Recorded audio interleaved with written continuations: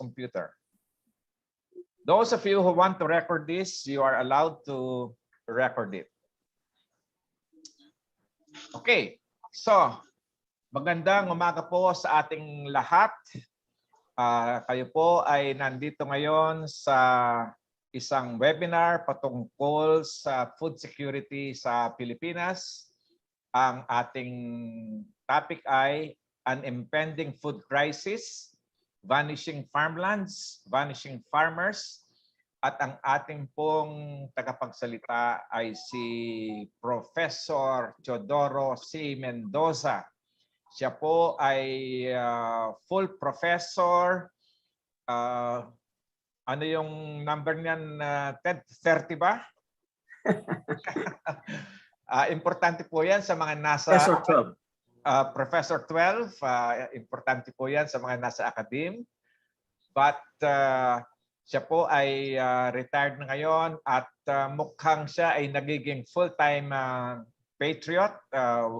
In his field, he has written a lot of peer-reviewed journal articles, very active. And I know him because we come from the same hometown, Tarlac. And he said he wanted to do this particular webinar in advance of a larger webinar on March 28, which is going to be sponsored by the Vinson's Policy Center. That announcement will be given out, but this topic is so current now that several webinars on this we expect to be happening soon. So natutuwa tayo na tayo siguro ay unang salvo, although alam natin na si Senator Kiko Pangilinan has been doing a lot of these talks on the situation of our farmers. But this is, I think, going to tell us about the Ukraine link. So si Dr. Mendoza will be able to provide this link. We have this webinar only for 1 hour because some of the students will be leaving at 12:10. So we better start. So inimbitahan ko po si Professor Dr. Teodoro Mendoza na umpisan na po niya yung kanyang presentation. Quickly, meron hong hindi nabanggit si Sir Doy. Si Dr. Romero ay previous teacher namin sa economics when I was taking up in the high school during our 4th year. So ibig lang sabihin, mas senior siya sa akin. Ano po? And that's why up to now, I'm calling him sir. Because he was our former teacher in the high school. Yes, itong topic na ito ay malapit sa akin kasi 11 years ago, meron na akong na-publish na paper sa Daily Inquirer heading off a food crisis. And as a result of this, nabasa ito ni Secretary taga Quezon yun eh. And I became a member of Board of Trustees of PhilRice then. So malapit po sa so ito po ang discussion sequence. I just want to give a brief remarks on the main topic and then I'll provide you the data. And of course, I'll discuss a bit the war in Ukraine and the impending world food crisis. And then fourth, what the next government should do. Of course, my summary of recommendations and actions. I would like to talk quickly kasi mabilis lang pa. Nag-practice ako kanina. It took me about an hour or less, 45 minutes. So ito po ang aking gagawin. I'll give a brief remarks on impending food crisis, vanishing farmlands, vanishing farmers. Hindi naman mawawala ang mga bukid natin. Liliit lang kasi nga dalawang factor nun dahil nga sa dumadami ang tao, yung per capita ang pinag-uusapan dito. But of course, there is also this what we call land use conversion. So tatalakayin ko rin po yun. Mga magsasaka, wag po kayong mag-alala. We are better off. I'm sorry to say this. If we have only, let's say 1 million farmers or less. Kasi napakaliit po ng farm sizes natin. kaya hindi makapag-introduce ng modern technologies, machineries, etc. Kasi nga wala sa economic size farm ang mga bukid natin. And there are two ways of looking at it, whether head halt or tail yun and so forth. Kasi ang problema, if we are to introduce yung modern farming, si dating Director General ng field ng IRI, ang sabi niya, you need 30 hectares.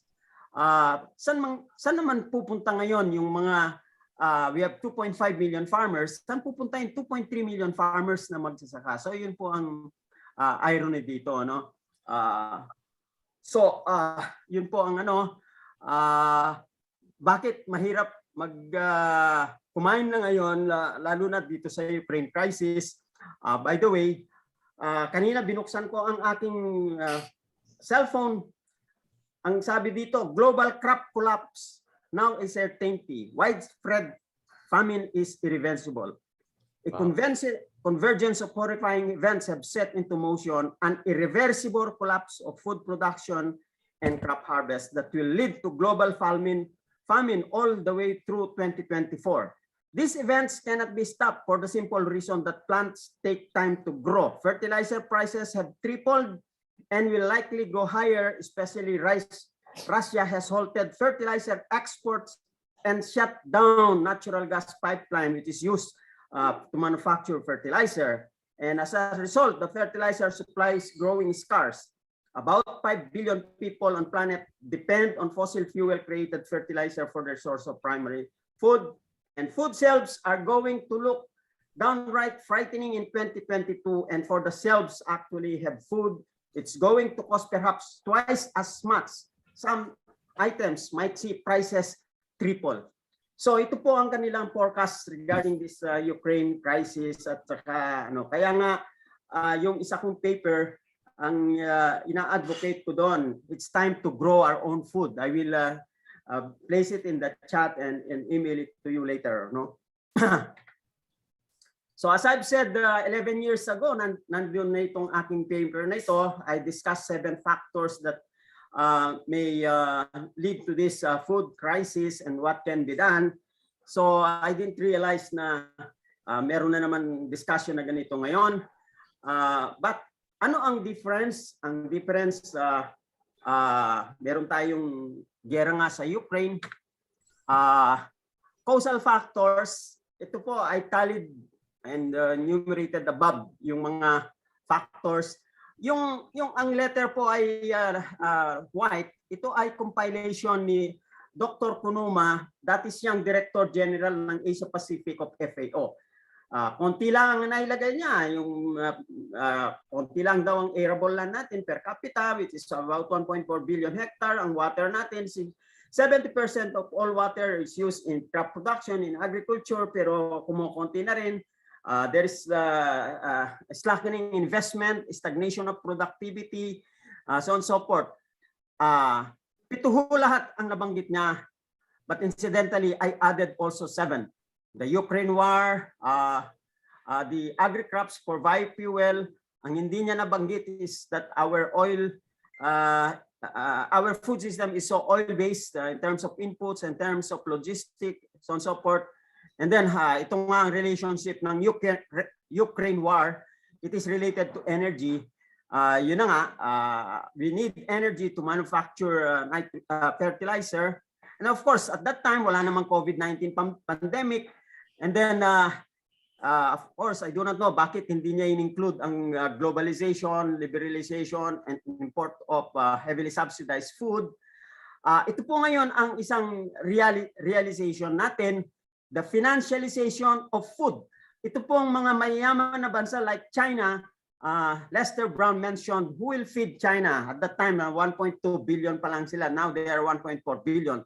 That's why China is all over the world now, leasing on a long-term basis many lands in the world. In the Philippines, they've leased already 1.2 million hectares. Ang target nila about 3 million hectares. I don't know kung natuloy na yung iba pa. Pero before this, merong data na na-release na meron na silang 1.2 hectare. And then, because of technology-based na ang farming natin, precision agriculture, smart farming, pumapasok na ho ang mga corporate farms. May corporate control na ngayon sa atin, paano ang distribution, so on and so forth, kontrolado nila yung supply. So ultimately, kung mataas ang demand, they control also the prices and food prices will increase. The number one, the biggest landowner now in the United States is Bill Gates. Una, napakayaman kasi niya. So let's scan the data. Ito po ang medyo technical na issue, no? Ang global resource use natin, we need 1.75 hectares per cap of biologically productive land and sea space. That is when our population was 7.2 billion. But our ecological footprint, meaning the productive space and seascape na kailangan to absorb the waste, emission from this, we need 2.7 hectares. So if you subtract that, we have a deficit of 0.95 hectare per capita, or we have 35% ecological resource deficit. When our population will increase to 9.3 billion by 2050, our biologically productive space will decrease to 1 hectare per capita. And therefore, we are consuming more than 80%. That translates to almost 3 times we are using 86% more than what is available. So that is the summation in terms of ecological resource use. But of course, we have ecological footprint divide. Developed countries like the United States have ecological footprint of 10.3 hectares per capita, whereas Bangladesh is only 0.5, India 0.8. Where's the Philippines? Perhaps between India and Bangladesh, so that relative to US has more time, 10 times more than ecological footprint than the Indians, 20 times for the Bangladesh, or perhaps about 15 times for the Philippines. Now, take a look of this soil. Despite the technology of hydroponics, aeroponics, and so forth, still soil will be the medium for food production. But take a look, soils are being destroyed 13 times faster than can be created. About 327 million hectares are already degraded, or about half of the total cultivated land of 1.4 billion hectares are desertified. It costs more to grow crops in this degraded soil. On water, agriculture uses 69% of fresh water, but fresh water consumption is almost 2 times that of its replenishment. About 400 million hectares of Earth's surface are salt affected, of which 60 million hectares are in the South and Southeast Asia, 27 million. And then in the Philippines, 400,000 hectares are saline affected areas. What is saline? Of course, we have these mangrove species that thrive on seawater, but you see, our food crops like rice, corn cannot thrive on saline water, because saline is just like drought for them. These 125,000 hectares are added or cultivated with poor results. So as we discuss climate change, we will discuss further. On world irrigated lands, since 1990s up to 1998, you'll see the percent irrigated area, the amount of irrigated areas remains practically the same. And there is a little bit increase in terms of irrigation this year, or over the last 5 years, to something like 280 million hectares, or 20% of the land area. Ano po ang ibig sabihin nito? Hindi na tayo makakapag-irrigate halos ng mga area kasi saan kukunin yung tubig? Okay? And well, there's a good discussion in the Philippines. In the Philippines, we have 5% of the total area that are irrigated. Okay? But half of these irrigated areas were irrigated during the last 20 years. And we need to put aggressive irrigation infrastructure development to grow more rice. Some 200,000 are being targeted annually till all the 3.2 million potentially irrigable lands are irrigated. But you see, the Philippines is a mountainous country, Therefore, we need the forest. Water is equal to forest. But you see, we have this ideal forest cover of 54%. That was in 1969. We still have 12 million hectare forest, but we have rapid deforestation. And right now we have only, in 2010, which is about 10 years ago, we have only 1.8 million hectare forest. But you see, the DNER is claiming 7.16 million hectares. This include the fruit trees and the agroforest areas that they have been.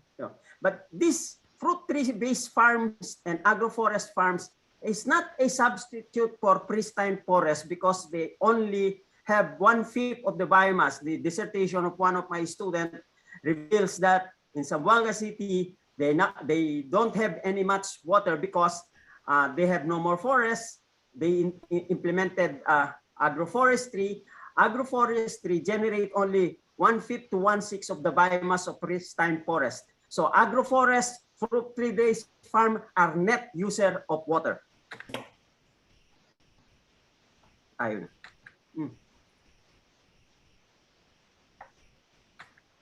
Oh, what happened? It doesn't want to move. Sorry, why my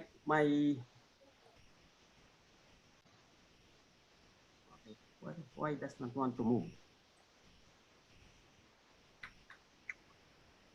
Well, you know what happened to our watershed? They're severely deforested, eroded, very low water infiltration, poor water retention.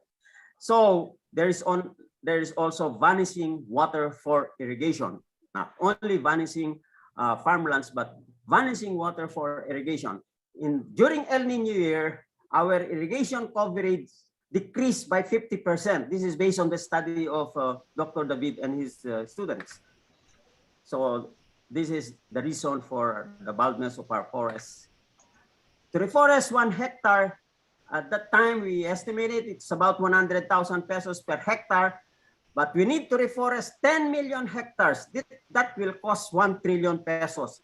If we are to do this in 10-year period at 1 million hectare per year, then we are to spend about 100 billion per year. So then the question is, do we have this much money to spend for reforestation?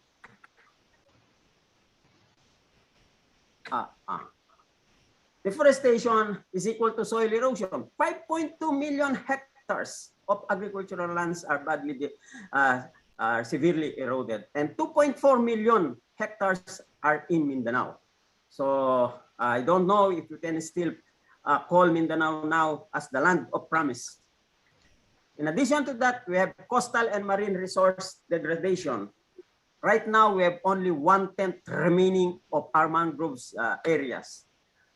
Now we talk about resource use. When we are saying resource use, then we talk about population. I made this projection at different three population growth rates: 2.04, 1.9, and 1.7. By now, we are about 110 million. But of course, the Population Commission is saying that our growth rate is now decreasing. Okay, so if our population growth rate will not be reduced to 1.0 or even lesser, Thailand now has a population growth rate of only 0.5%. We are still 1.7%. So we need to have a lot of catching up. Okay, I don't know how to feed 185 million Filipinos. So look at our land area and our population in terms of resource use. I was sensitized when I read this paper of the CIA that the ideal farmland per person in the Philippines is 0.441 hectare. I spent 2 to 3 months recalculating it, and my calculation is 0.43 hectare per person. So that our ideal carrying capacity is about 27 million people. We are now 111 million. Therefore, we have exceeded our ideal carrying capacity 4 times. We have to humble ourselves that we have 50% error and therefore our ideal population is about 54 million. That is our population in 1985. Okay, so if we bring back time, if we are only 54 million Filipinos right now, we don't have any food problem. So you know the implication of population. So to be specific, in 1970s, we have 730 square meter per person. 1990s, 443 square meter. Why I made it red to indicate that this is already the optimum or the ceiling where we can be at 4 tons average yield per hectare. We are about self-sufficient in rice. As the population grow, and now we have only 220 square meter per person due to land conversion and population increase. Okay, we have to do cropping 2 times, but 55% of the area are only irrigated. So how do we produce? Okay, in terms of farm size, we have also decreasing farm size per farmer. In 1970, it's about 2.71 hectare per farmer. By 2010, it's 0.85. Now we are 2022, perhaps about half a hectare already. What is happening? The agrarian reform beneficiaries' parents died already, so the lands are divided to their heirs. Okay, we are claiming that rice farmers are poor because of low price of rice, small farm size, low yield, low adoption of yield increasing technologies because they are poor. What about the price of rice? I did this on my own also. The CPI corrected price of rice base year is 1972 is already 108 pesos per kilogram. And now our retail price is only 34 to 50 pesos a kilo. So our price of rice is only 30 to 40% of the CPI corrected price. But we use the new procedure, through cost accounting procedure, the price of rice should already increase to 315 pesos per kilogram. The price of rice in Japan and South Korea is about 450 to 500 pesos per kilogram. But I do not know if we will reach that stage that our farmers will receiving that price. Over the world, food prices decreased by 50% in real terms. This is the preview. While production increased, but at the lower half, you would see that food price decreased. So Watson is referring to this. No, that there is a 50% decline in real terms of the food prices. In addition to population, we have to look at what we call the population divide between urban and rural areas. We have increasing people with time, but this time to year 2017, we are about 60% of our people are already living in urban areas. Urbanization means land use conversion for infrastructures, roads, building, residential, recreational areas, and therefore we have vanishing farmlands. And there are fewer people who are involved in food production. How do we make food available in urban areas? It presents tremendous logistic requirements. Why? Because foods are supposed to be packaged, stored, transported, and put into retail house. But now there will be higher transport costs due to increase in oil prices. Railways are obviously cost effective for long distance transport. We computed this, railways, traveling through the railway will consume only 1/12 energy relative to our small trucks and jeepneys. Incidentally, what are in place, what were funded by ADB, World Bank, IMF are our highways, SLEX and XLEX, and the reason is obvious for them to be able to sell their cars and those trucks and buses. More urban people, more water needs. That's why we have a threat of water shortage now in Metro Manila. How do you provide sufficient water to about 40 million people? Okay. On top of this, we have this climate change. another. So if this global warming will proceed and the temperature will increase to 2 degrees centigrade, FAO said there will be 25% decrease in yield by in the next 50 years, when we need to increase food or yield by 50% by 2050. Okay, so how would that be? And if there will be business as usual and we will not reduce our greenhouse gas emission, there will be 8 degrees centigrade increase in temperature. Mag-joke lang ho ng konti, kinopya ko itong PowerPoint na ito. If science is still uncertain, this is now the positive proof of global warming. So 18th century daw, ganito ang sinusuot ng kababaihan. So palinaw. Pagdating daw ho ngayon ito na lang ang liit ng kanilang sinusuot. Tawa naman po dyan. So global warming is associated with sea level rise, including to soil subsidence because of all this development and water pumping, okay, for water. 1 meter sea level rise will submerge 15 of the country's region.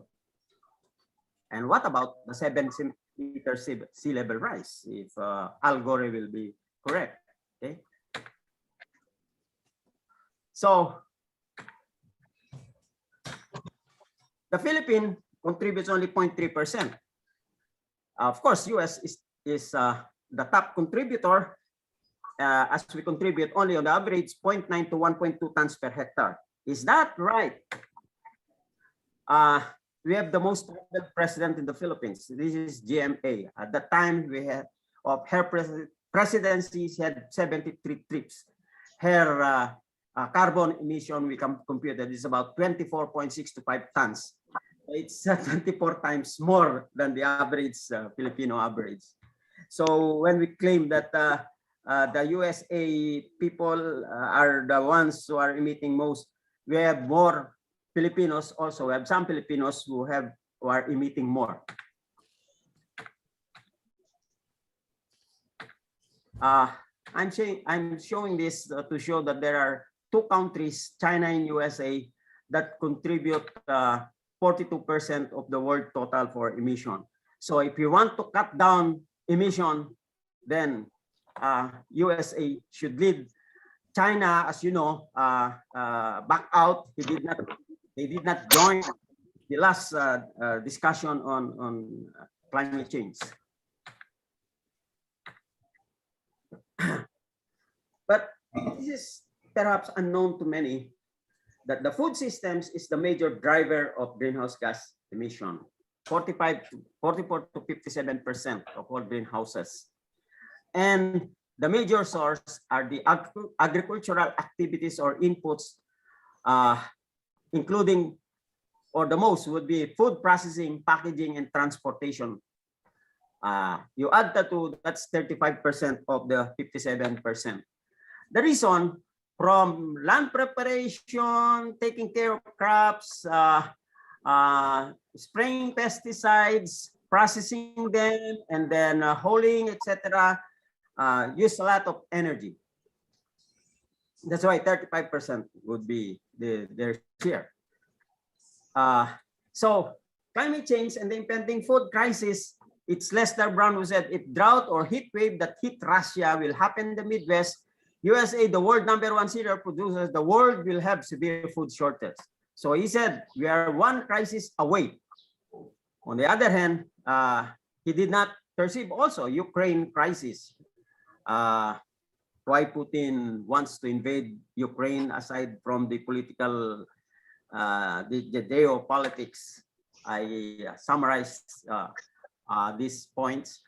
That Ukraine is an important agricultural country. It's first in Europe in terms of arable land, 3rd place in the world by the area of black soil, fertile soil, okay? 1st place in the world in the export of sunflower and sunflower oil and so forth. So in addition to the mineral resources, Ukraine is a food basket. Why we have a declining contribution of agriculture to our GDP, and one of the major reasons is climate change, particularly El Nino, okay, where we have negative 0.64, negative 6.45, the worst El Nino that we have in 1997, 1998, okay. And globally, according to Watson, there is fisheries collapse. There is also declining capture fisheries. Why 25% of commercially exploited marine fish stocks are over-harvested? Why they are over-harvesting? Because of big demand, because of huge population who wants to eat fish. Now, I get back to the causal factors impending food crisis and explain the oil-based food system, okay, in relation to agriculture food system. Our food security index way back in 1990 is 103, 83 in 2010, 95 in 2016. By 2022, we are only 70% food secure. And it's shared to GDP as food security index decrease, that share of agriculture to GDP is also decreasing. 18% in 2008, 16.8% in 2010, only 9.2% by 2019. Why this decreasing share of agriculture? Well, of course, the growth of industry and service sector was larger, the Asian financial crisis, influx of local market of agricultural products due to free trading, liberalization, globalization, so on and so forth. There's insufficient investment in rural infrastructure, and then farmers have low morale to produce more. They have negative outlook in farming. There's an article published in Daily Inquirer, farmers may be a dying breed. That's why my senior teacher here is saying farmers are vanishing, farmers. So what are the impacts of agriculture having low share to GDP? There is lower rural employment that leads to rural population out-migration, and then we have urban congestion and decreasing rural labor due to aging population and migration. What is the numerics of Philippine agriculture decline? Agriculture is excessively underfunded and under Philippine condition. The Thais and Malaysians have 3 to 5 higher budget per capita in agriculture for the last 30 years. Now, that could have been remedied when we have this law, Agriculture, Fisheries, and Modernization Act. Why? Because if the funds are given, then we have developed our agriculture system, but the ungiven or those funds that were not given is about 210 billion now at 3% inflation correction. But if the other sources of fund for agriculture were also given, the sum would surge to about 500 billion. And what about agriculture budget? The average share of rice is 65% of the total budget for agriculture.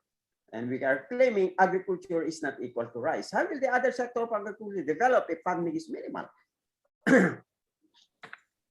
Philippines become a major importer of agricultural products.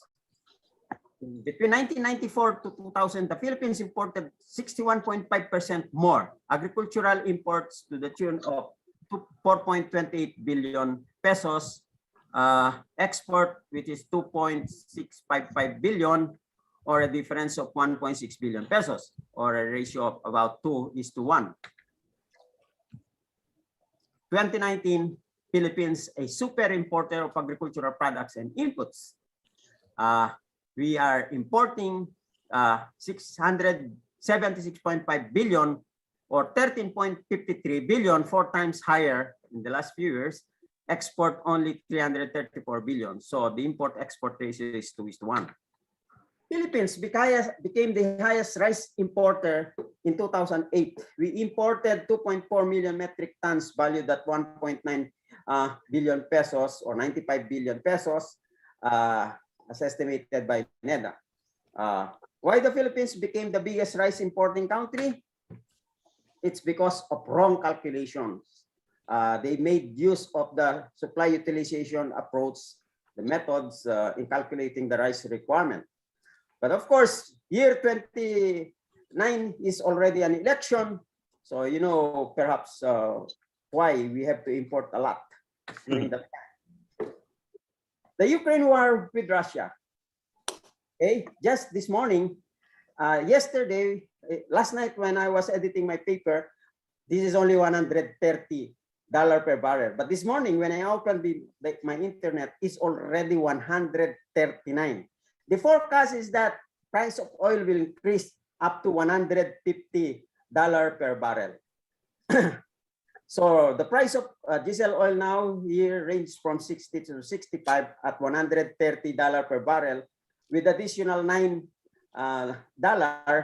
it might increase again from 70 to 75. So another 5 pesos increase in the price of oil is in the open. So incidentally, the Department of Agriculture don't want to accept that the increase in the price of food and vegetables and fruits is already due to the Ukraine war. Why? Precisely because they don't know how to compute. Because the trucks that are used for hauling products use or travel only at 4 kilometers per liter. They travel at least 200 kilometers, and therefore they are already spending 3,200 pesos per hauling, okay? Excluding the toll fees, the expensive toll fees in our NLEX. That is the price when the oil price is only $130.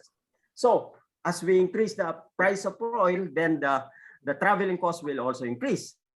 But for these crops that will be established, it will increase already the cost of land preparation. Land preparation is using 40 liters per hectare. So that is already 2,730,000 pesos per hectare. Increase the fertilizer price. I used here only last night the 3,000 pesos per bag.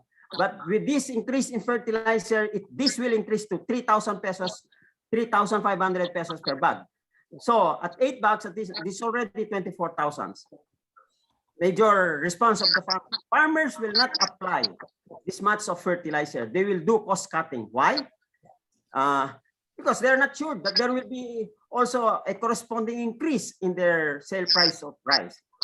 And therefore, what's the consequence? There will be decreased yield. There will be decreased supply and high demand, and therefore increased prices of foodstuff. That's why we expect, according to that news I read a while ago, that the food price may increase from 2 to 3 times. I tried to follow this, the relative price of urea, the main fertilizer, which is nitrogen, and the palay price. In 1970, the price ratio of nitrogen urea to palay is only 3.48. Okay, but by 2010, it's 5.16. Why it decreased a bit in 2021? Because of the pandemic, there is decreased need for food. By 2022, without the Ukraine war, it's already 7.4. Now with the prolonged Ukraine war, it may increase to 10 or 11. Okay, so will the price of rice increase to a minimum of 30 pesos per kilogram, meaning well-milled rice will be 60 pesos per kilogram. So it will nearly double the price. Okay, what do you want? Increase the price of rice, or our farmers will do a lot of cost cutting and we will have a tremendous shortage of rice? Then where shall we import rice? Okay, the same practice will be done by the Thailands, by the Malaysians, by the Vietnamese, by the Cambodians. So their rice yield will also decrease. Substitute for rice is wheat, our pandesal. Okay, but as mentioned here, the farmers in US will also cut down on the fertilizer, and it will also reduce their yield. So that is the repercussion of a prolonged Ukraine war. Our food production is use a lot of energy, 30 calories per calorie of food in the industrial world to produce the so-called food surplus. If their farmers will cut down on inputs, yield, and food for export shall vanish. And definitely food prices shall increase. What's our option? go organic agriculture, and we have these lots of benefits of organic farming, decrease oil usage, decrease cost of production. Our food will be safe, nutritious, and food becomes our medicine. Organic farming reduce greenhouse gas emission from 50 to 75%. But what's the reality? Less than 2% of our farmers are into organic farming. If all farmers will adopt organic farming, yield will decline by about 50%. So we will go hungry. Meaning to say, organic farming is the solution, but it is also the problem. And I have another paper, we have a published paper also, organic agriculture in transition. Okay.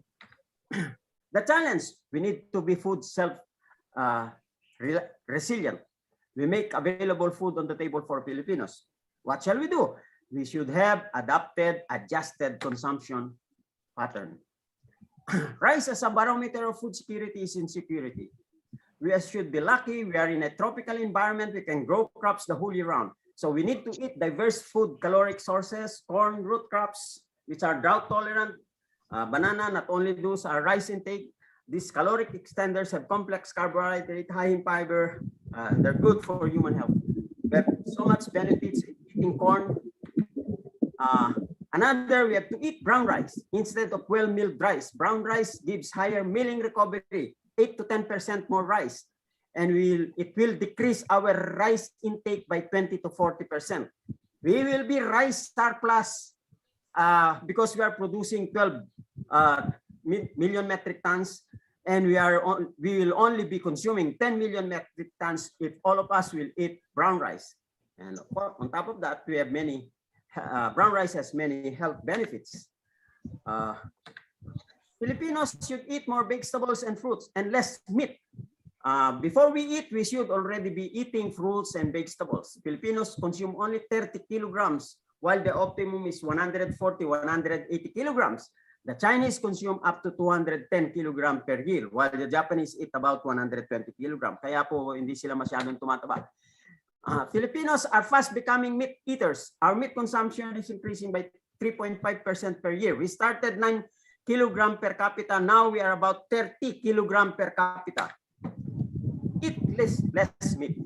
There is very low feed conversion from plant to animal protein. We feed 6 kilogram plant protein to produce 1 kilogram animal protein. And therefore, they are also consuming a lot of water because to produce 1 kilogram grain, it consumes 3,000 to 4,000 liters of water. So you just multiply that with the 4 kilograms or 3 kilograms mixed feed to produce a kilogram of protein. So we are Filipinos. Our diet is mainly rice, fish, and veggies. We should eat more fish because we have a lot of coastal, marine, and freshwater areas, 220 million hectares, 1 million hectares of freshwater.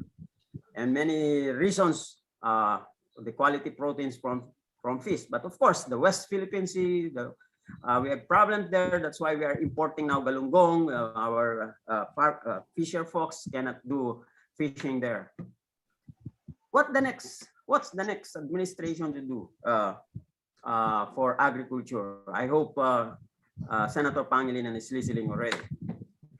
So the concept of agro-food value chain on the short, medium term, from production to post-production, we have identified the needs of farmers. We are an archipelagic country. How do we produce this?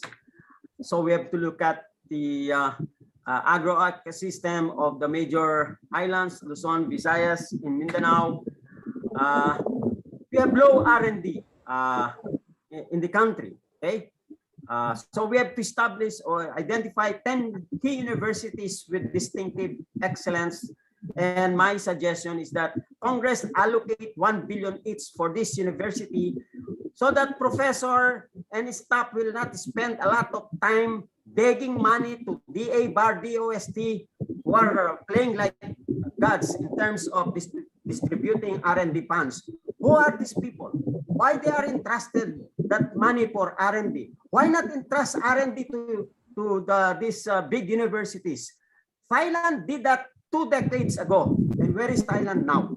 Okay. So I think this is one that we should campaign with the next administration. Don't put R&D funds to DA bar, DOST, so on and so forth, because they have no track record. It's still the university that generates a lot of research. It's still the university where we have the staff, the technical staff, the professor.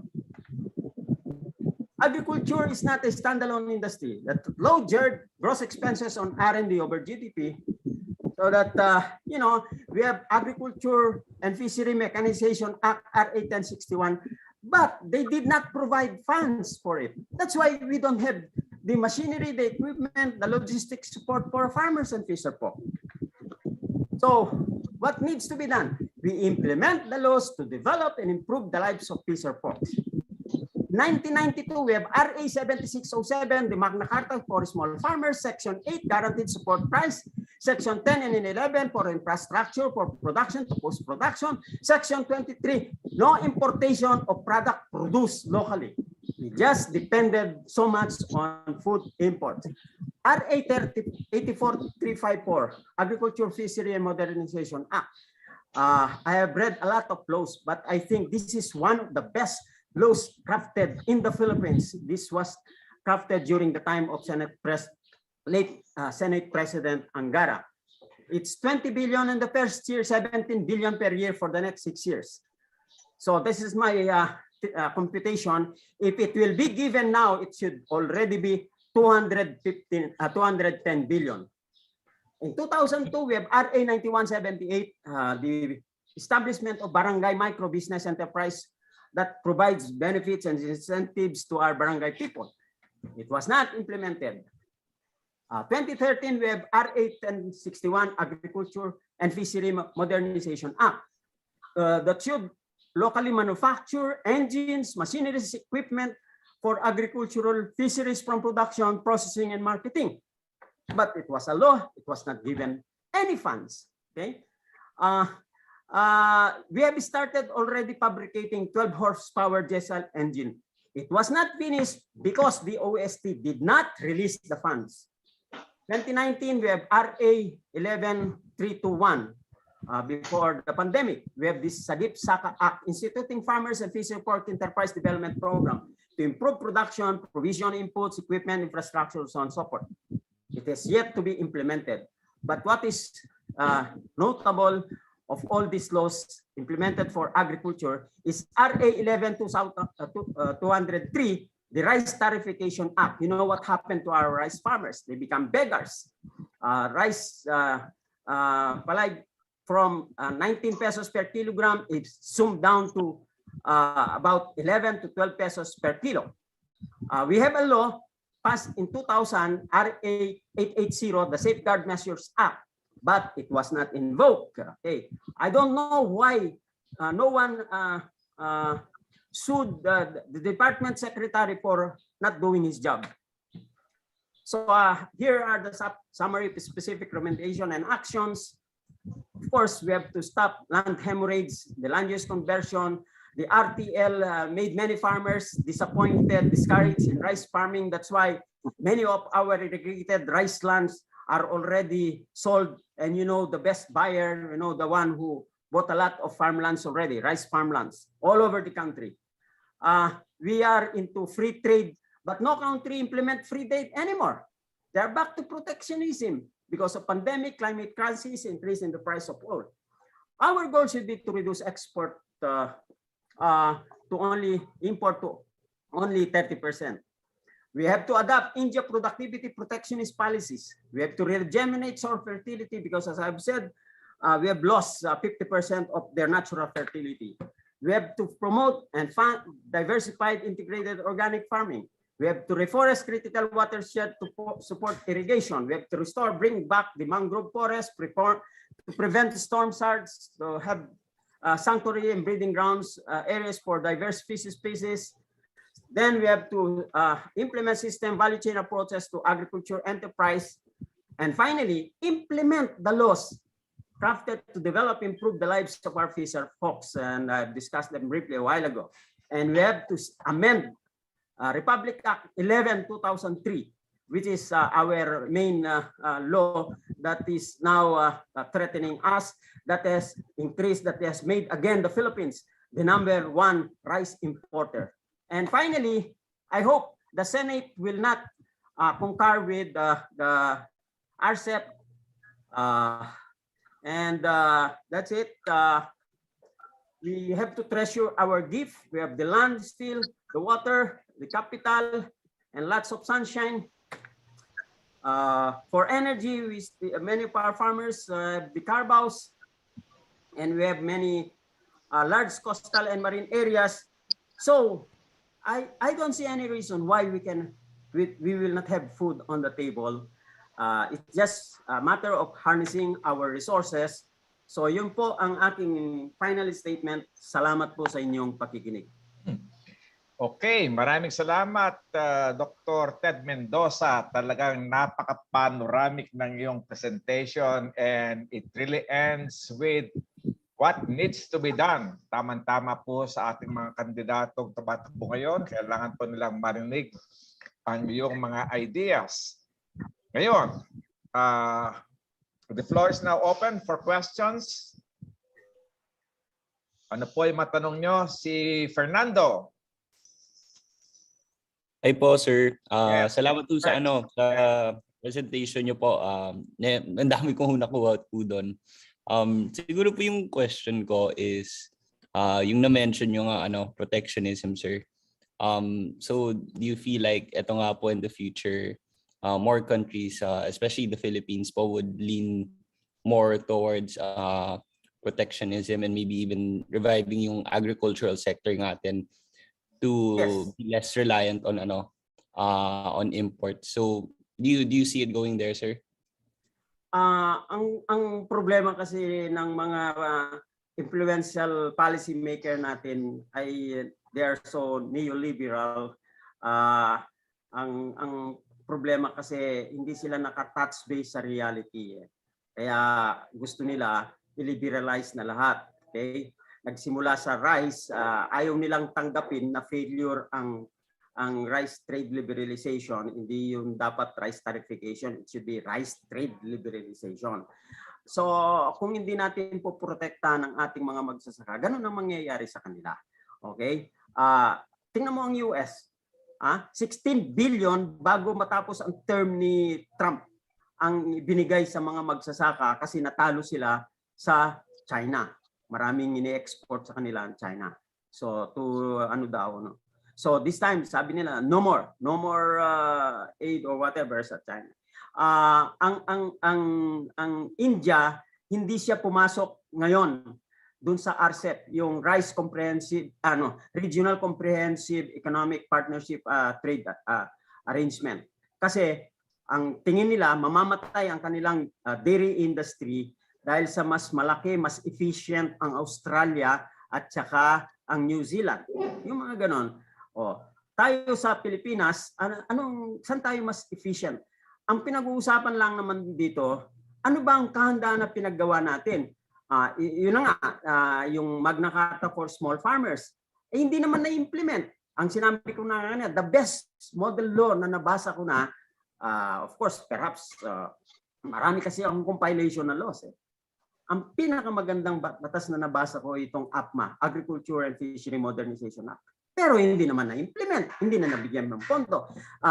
The Vanishing Farmlands na sinasabi ni Doc Doy, doon sa APMA, kung babasahin ninyo, nandun ang establishment ng SAPDC, Zone of Agriculture and Fishery Production Zone. Okay? Hindi po nila in-implement yun, hindi nila na-establish. More so, yung National Land Use Act, sabi nga ni Senator Orly Mercado, ex-Senator Orly Mercado, nung unang dating niya sa Senate, yun ang na-file niyang batas. Hanggang ngayon, it's languishing in the halls of Congress and Senate. Ngayon lang kongresong ito hindi nakapasa sa third reading. All the rest nakakapasa sa third reading. Na-install siya pagdating sa Senate. Bakit na-install sa Senate dito sa ating ngayon? Alam na ninyo kung sino ang chairman ng agriculture sa Senate. Okay? So yun po mga ganong klaseng politika. Kaya tama po na sabihin natin, mawawalan na tayo ng pagkain, sobra na ang pag-convert ng ating lupa. Ang registered agricultural land po natin is 10 million hectares. Yung about 5 or 6 years back, ang census ng Bureau of Soils and Water Management, nung magsalita sa isang forum yung naging estudyante namin sa Institute of Crop Science, 7.6 million hectares na lang daw pala ang ating agricultural land ngayon. So hindi na po 10 million hectares. Why? Because of land use conversion. And because of that, it's also contribute to deforestation. Kasi saan pupunta yung mga magsasaka? Nandun na po sila sa upland. Supposed to be, nasa batas din, na 18% slope up, hindi yan dapat agriculture. Anong hindi agriculture? Kahit na 40% o 50% slope na nagiging agriculture na dahil sa sinasabi nilang agroforestry daw. Agroforestry, term lang po yan ng mga forester or deforester. It's actually agriculture. Okay? So which is a net user of water, which also promotes soil erosion. So yun po ang sagot. Okay, galing. Okay, next question.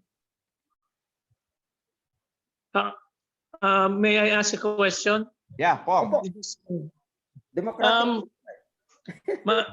Marami po akong napulot na many insights, many data, many insights, and many proposals. Ano po? Ang tanong ko lang po, if we were to zero in on the 3 most important proposals that would make the biggest impact, ano po yung, kung ilalagay lang natin po sa 3, ano po yung pinaka-importante na masasabi ninyong the most impactful? Opo. Number 1, mahalin po at tulungan natin ang ating magsasaka. Huwag natin silang gawing beggars. Napakamura po ng bigas na pagbili sa atin. Ang sabi ko nga, CPI corrected price of rice is 100 pesos and 108 pesos per kilogram base years 1972.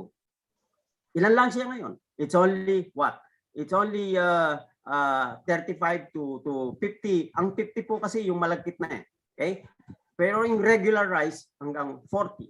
Kaya nga ang rice natin is what? 35 to 40% only of its true price ngayon. Okay? And it's equivalent also to Watson calculation that the price of food has decreased by 50%. Bakit po nila pinayaan ginawa yon? Politika po eh. Kasi maraming boto ang mga poor consumers. Paano daw yung mga mahihirap na hindi maka-afford ng pagkain? Yun po, napakadaya po eh. They're cheating us. They're misleading us. Ang rice daw ang nag-cause ng inflation. Nung magkaroon ng inflation nung, kailan ba yun? 2019 pa yun, bago i-pass yung RTL na naging justification ng RTL. Sabi ko, paano makaka-contribute ng 1% sa inflation ng rice? Ang rice gross value added is only 2%. So, hindi sila maalam mag-compute. Pag ang ginagawa nila po, ipinapalabas lang nila pag gusto nila. Kagaya nung mag-import tayo ng 2.8 million metric tons panahon ni GMA. Paano nila naipakita noon na kulang tayo sa bigas? Ginamit nila yung SUA, Supply Utilization Approach. Yun ang formula na ginagamit sa US ngayon sa pag-monitor ng military logistics or supplies. In-implement nila sa rice. Mali yun. So, yun po ang dapat nating tingnan. Bakit po hindi natin i-review yung mga policies, ang mga calculations na ginagawa nila? Kung tama ba? Ano, Prof. Doy? Okay? Ano yung pangalawa? Mahalin ng farmers. Pangalawa. Yung ikalawa nga, punta na tayo sa mga policies na hindi na i-implement. Yung mga legislation, napakaganda, hindi naman po i-implement. Okay? Yung modernization act, yung pong National Land Use Act dapat nang may pasa ng Kongreso. So, yung 3 lang po na yon, na recommendation ko yung support price sa magsasaka para hindi sila maging pulubi, they will not be beggars. Okay? Para yung mga susunod na magsasaka mamahalin nila yung bukid, hindi nila pagbibili. Interrelated po yun yung mga ganun. Kahit nasabihin ko lang 3, lahat ng 10 ni-recommend ko, recommendation ko for actions, kaugnay na rin yun Okay? Kaya ako lang naman ng 10 para at least magkaroon ng detalye. Hindi sila ma-lump together. Okay. Thank you. Sir, Thank you. si Ma'am Daisy po. Ma'am Daisy. Daisy. Ma'am Daisy. Yes po. Meron din siyang nilagay sa chat box. Go ahead, Ma'am Daisy. Paano naririnig ko kanina? Naririnig po pero mahina po, Ma'am. Do you have a microphone? I'm sorry kasi mahina ang internet signals namin. Okay po. Basahin ko na lang po, Ma'am. Basahin ko. Okay. Sabi ni Ma'am Daisy, we are presently harvesting our ecologically farmed organic colored rice at 20,000 per each ultra low cost at Green Daisy Farm in Alicia, Isabela. Why don't we promote this soil regenerating and ultra low cost technologies? Tapos, ayun. I'm an organic rice farmer in Isabela. Yeah, Ate Daisy, alam mo naman, magkasangga tayo dyan yun na nga, sinasabi mo, ang ATI, ang pinopromote, ang chemical agriculture. Okay? Tama naman yung sinabi ko nga kanina, if all the farmers will adopt organic agriculture, tomorrow will go hungry kasi magre-reduce talaga yung yield. Kaya dapat merong steps na susundin, pagbabagong gagawin. Okay? It's a medium to long-term approach to food production, to greenhouse gas climate change mitigation na sinasabi natin kasi marireduce yung greenhouse gas emission kasi hindi nagagamit ng chemical fertilizer, nitrogen fertilizer, na for 1 kilogram of nitrogen fertilizer manufactured to energy consuming process, what we call Haber-Bosch process, it will consume 2 liters diesel oil equivalent, and therefore it will emit about 13 kilograms of CO2 equivalent. So, yun po. Meron namang batas tayo, I don't know, ito sa mga kaibigan nating abogado, ano ba ang pwede nating gawin pag yung batas hindi ini-implement? Okay? Like yung sa agriculture, yung Organic Agriculture Act, RA 168, hindi naman talaga pinapa-implement nila. Okay? Ang pinapa-implement, chemical agriculture. Yung nga lang sa akin kasi masaya na po ako as an agronomist na wag lang sunugin yung rice straw. O, ilan sa magsasaka ang hindi nagsusunog ng rice straw, lahat halos nagsusunog. Ganun din sa sugarcane production, sa corn production, so on and so forth. So, yun po ang isang ano natin na naniniwala tayo sa batas, pero pag hindi na-implement yung batas, wala naman accountability. So, yung nagva-violate, pag hindi mo ini-implement yung batas, it's just like violating it. Tama ho ba? Okay? Pero walang naididimanda. Okay, si Dr. Greg Del Pilar, may tanong. Gusto ko lang ibalita na recently, siguro mga 2 weeks ago, nakipagpulong kami sa CPBRD, Congressional Policy and Budgeting. Budget Research Department ng lower house. Ang kanilang pinuno ay si Dr. Miral. At nakipagpulong kami sa kanila dahil matagal nang napag-uusapan mula 2018 pa lang yung tie-up between the CPBRD at saka ang NRCP, dahil gusto nga nila na parehong interesado yung CPBRD at saka NRCP na mag-collaborate nang sa ganon makabuo ng mga magagandang batas. Pagkatapos, ang sabi nila, ang kailangan daw nila, review ng mga batas. Marami daw ng mga batas na hindi sila coherent, na may mga contradictions, at mayroong mga hindi na i-implement, I suppose. Yun nga tulad ng binanggit ni Dr. Mendoza. So iniisip ko, baka isa itong pamamaraan, yung i-follow up natin sa CPBRD na baka sila mismo nakikita nila na ito nga mga problema ng mga batas na hindi na i-implement, pwedeng baka ito isang pamamaraan ng pagtawag natin ng kanilang pansin dito sa problemang binanggit ni Dr. Mendoza. Okay. Opo. Sige po, kung makakatulong ako, tutulong tayo. Dr. Mendoza, kayo po ba ay miyembro ng Division 6? Agriculture po. Ng Agriculture Division? Aktibo po ba kayo ron? Retired na po kasi ako eh. Kasi iniisip ko yung mga halimbawa kakausapin natin ng kakausapin natin ng CPBRD, yung pong mga input ninyo ay napakahalaga, no, para dun sa mga proyekto na pwede nating isulong sa NRCP. Isa po akong naman na regular member ng NRCP. Although retired na ako sa academe, ibig sabihin, pag regular member ka, till you die.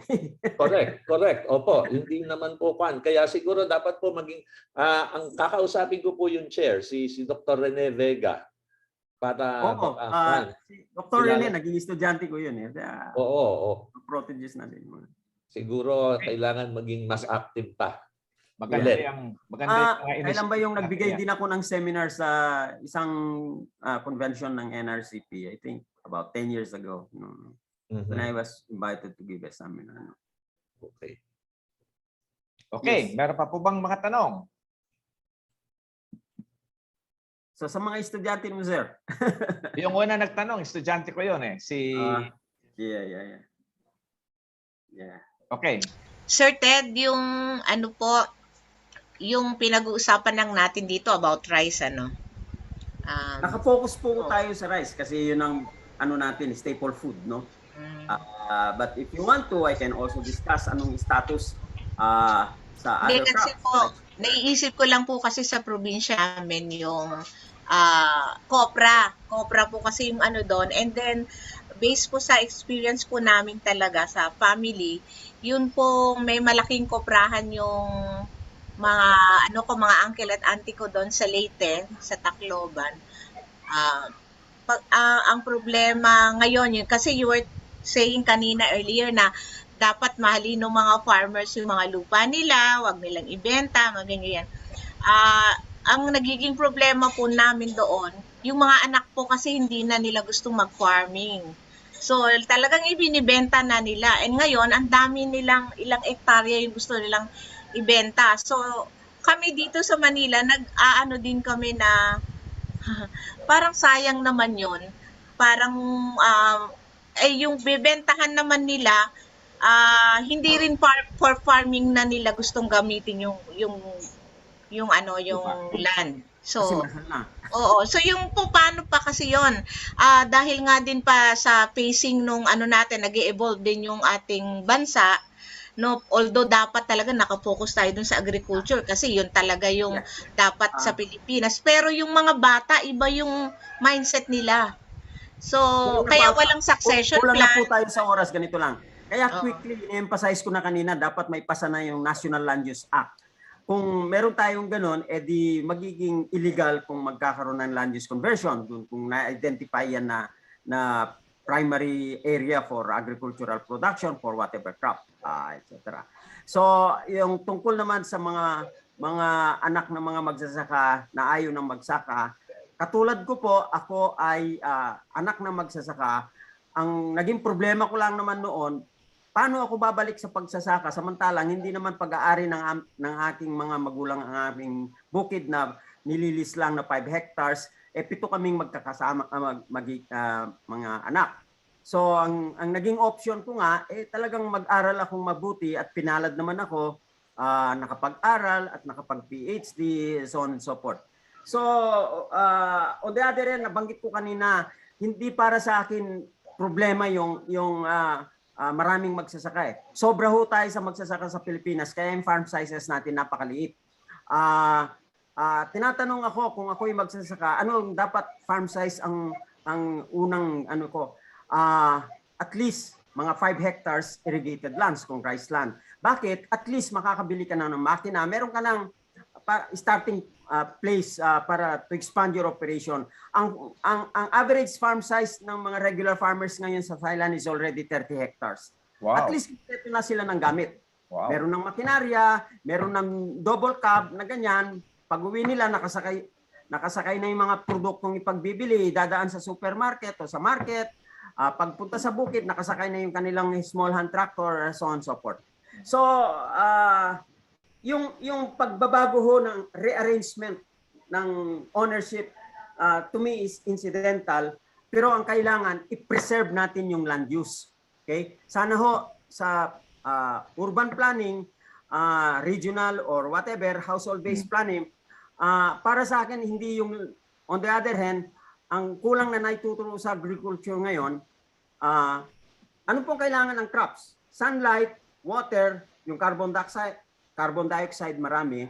Okay? So, pag nagtayo ka ng bahay, in-increase mo yung land area.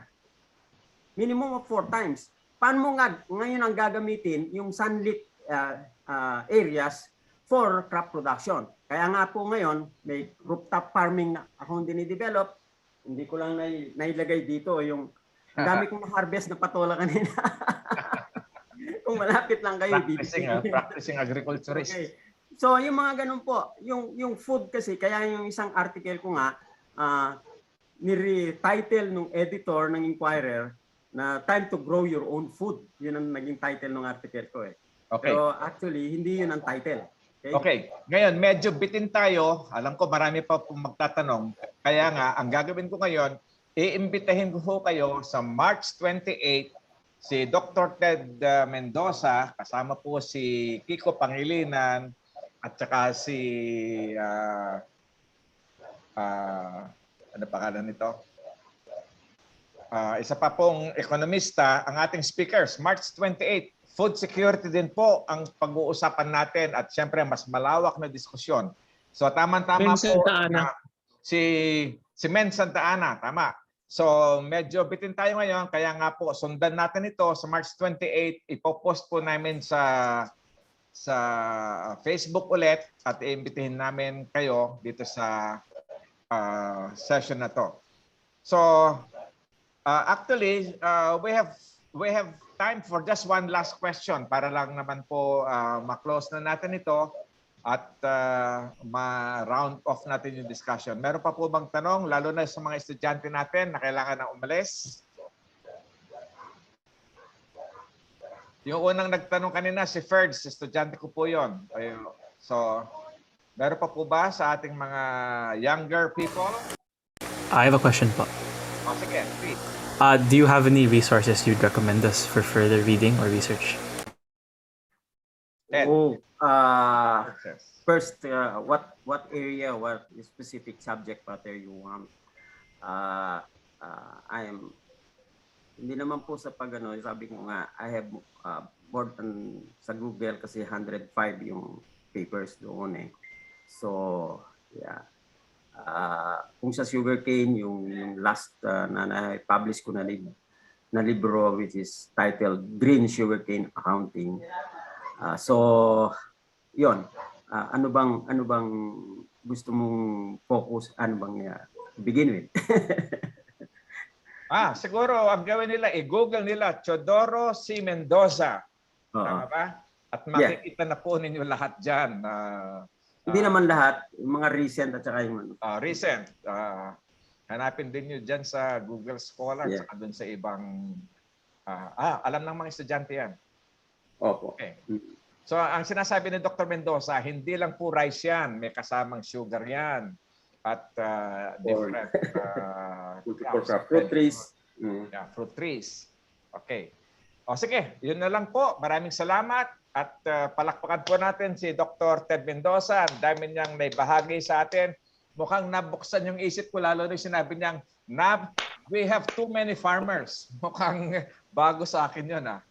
Ang idea pala noon ay kailangan, meron nga naman talagang ideal size para makapagsaka ka at you're going to be productive. Hindi yung isang kahig, isang tukaka nga na farmer. So I think these are very good paradigms to share. So, palakpakan po natin si Dr. Ted Mendoza. Salamat po. hanggang sa March 28. O, dito na po natatapos ang ating webinar at i-share po namin ito sa YouTube dahil ni-record po namin to. Maraming salamat po. That's it. Thank you. Thank you. Sige. Bye po. Bye, Sir Greg. Ma'am Luli. Bye po. Sir Doy, bye. Bye. Dada. Thank you so much. Bye. Thank you,